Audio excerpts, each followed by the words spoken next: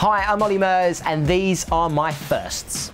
My first kiss, proper kiss, was, I remember it was in Essex, near where I live in Witham, and I remember being back of this like power station, and I remember this girl who I absolutely loved at the time. She was like, in my eyes, she was like Barbie. She was just gorgeous, like blonde, stunning, tall. And I was really small, so she had to, it was kind of like a hill, so I had to stand on the hill and she had to stand on the bottom of it, and we had a kiss. It was pretty awesome. A lot of teeth.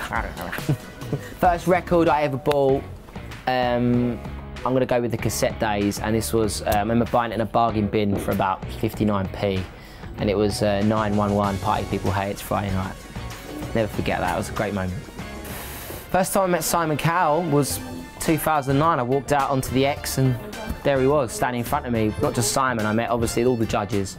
But one of my favourite stories with Simon was when I was in his dressing room and like we got chatting, and I just remember the fact that he was sat there on YouTube on his laptop going through music with me, and I just thought that was really strange, because I just thought, Simon Cowell's on YouTube, flicking through on Google and stuff. I just thought that was really strange.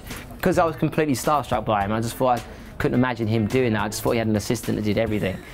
First time I met One Direction, again, back down X Factor, it was about 2010. I just came down to do my documentary for my first year of X Factor, what I was doing and stuff, and I was coming down doing an interview with Simon. I remember walking into the canteen, and I remember obviously watching the show and seeing the guys, and I remember getting a picture of all of them. I actually Instagrammed it quite recently, me with Harry, Liam, Niall and Louis. It was amazing. I think Zayn was the only one I never got a picture of. The first time I was embarrassed in public, oh God. The only one I can remember was when I was on tour and I split my pants and my bits fell out on stage. That was probably the only time I can really remember me being super embarrassed, because a lot of the other times I might fall over or trip over, and I don't really get embarrassed about things like that, because it happens regularly. But to actually be on stage in the middle of your tour, you're in the zone, you know, every artist will tell you, you're in your zone, you're enjoying it, everything's going well, everything's going according to plan. I slide on the stage like I did every night, and then Bob's your uncle, the crown jewels fell out. So that was a little bit embarrassing. And I remember just apologising to the front row, because obviously, you know, a lot of kids come to the show, a lot of families. So I was a little bit embarrassed, but luckily my fans loved it and found it hilarious.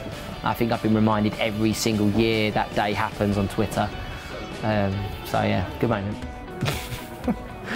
The first time my Bulge got famous was second week X Factor. We did a song called Fall in Love, and I remember wearing this grey suit.